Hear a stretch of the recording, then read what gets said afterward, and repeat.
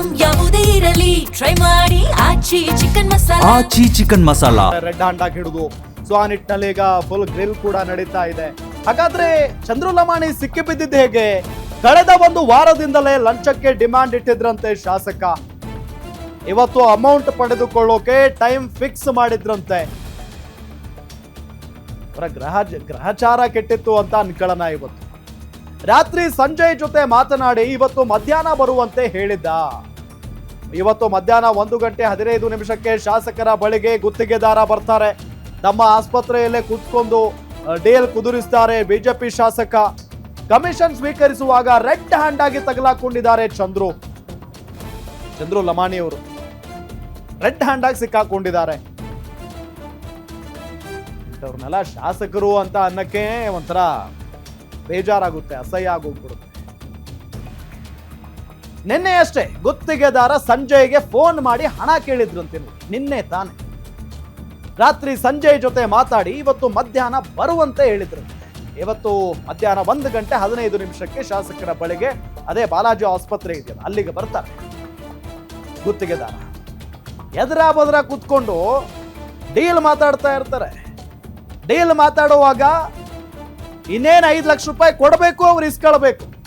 ಅಷ್ಟರಲ್ಲಿ red hand ಆಗಿ ಹಿಡಿದಿದ್ದಾರೆ.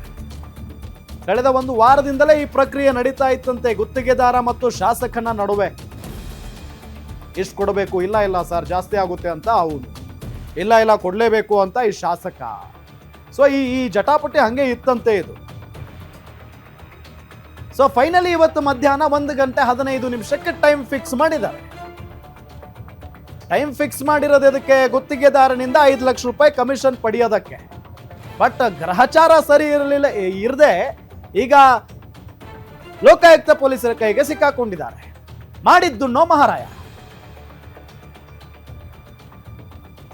ಶಿರಹಟ್ಟಿ ಜನ ಚಂದ್ರು ಲಮಾಣಿ ನಮ್ಮ ಯುವ ಶಾಸಕರು, ಯಂಗ್ ಲೀಡರ್, ನಮ್ಮ ಮುಂದಿನ ಭರವಸೆ. ಶಿರಹಟ್ಟಿ ಮಂದಿ ಮಾತಾಡ್ಕೊಳ್ತಾ ಇದ್ದನ್ನು ನಾವು ಕೇಳಿಸ್ಕೊಂಡಿದ್ದೀವಿ. ನಮ್ಮ ಭರವಸೆ ಚಂದ್ರು ಲಮಾಣಿ ಅವರು ಅಂತ ಅಂದ್ರೆ ಅಭಿವೃದ್ಧಿ ಹರಿಕಾರ. ಏನ್ ಮಾಡಿದಾರೋ ಏನೋ ದೇವರನ್ನೇ ಗೊತ್ತಿಲ್ಲ. ಬಟ್ ಇದನ್ನಂತೂ ಮಾಡಿದ್ದಾರೆ. ಕಮಿಷನ್ ಇಸ್ಕೊಂಡಿದ್ದಾರೆ. ಇಸ್ಕೊಳ್ಳುವಾಗ ಅವರು ತಗಲಾಕೊಂಡಿದ್ದಾರೆ. ಈಗ ಶಿರಹಟ್ಟಿ ಜನರ ಪ್ರತಿಕ್ರಿಯೆ ಯಾವ ರೀತಿ ಆಗಿರುತ್ತೆ ಆಗ? ಜೊತೆಗೆ ಈಗ ವಿಚಾರಣೆಗೂ ಕೂಡ ಒಳಪಟ್ಟಿದ್ದಾರೆ. ವಿಚಾರಣೆ ಮಾಡ್ತಾ ಇದ್ದಾರೆ. ಈಗ ವಿಚಾರಣೆಯ ಸಂದರ್ಭದಲ್ಲಿ ಯಾವ ರೀತಿಯಾಗಿ ತಪ್ಪಿಸ್ಕೊಳ್ಳೋದಕ್ಕೆ ಟ್ರೈ ಮಾಡಬಹುದು ಇವರು.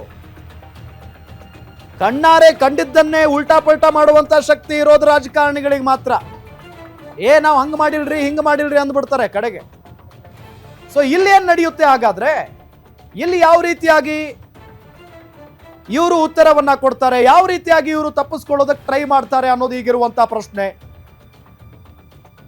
ಅದರಲ್ಲೂ ಬಹಳ ಇಂಟ್ರೆಸ್ಟಿಂಗ್ಲಿ ಲೋಕಾಯುಕ್ತ SP ಸಿದ್ದಲಿಂಗಪ್ಪನವರ ನೇತೃತ್ವದಲ್ಲಿನೇ ದಾಳಿಯಾಗಿದೆ. ನಿಮ್ಮೂರಿನಿಂದ ವಿಶ್ವ ಮಟ್ಟದವರೆಗೆ ರಾಜಕೀಯ, ಸಿನಿಮಾ, ಸ್ಪೋರ್ಟ್ಸ್ ಯಾವ ಸುದ್ದಿಯೂ ಮಿಸ್ ಆಗಲ್ಲ.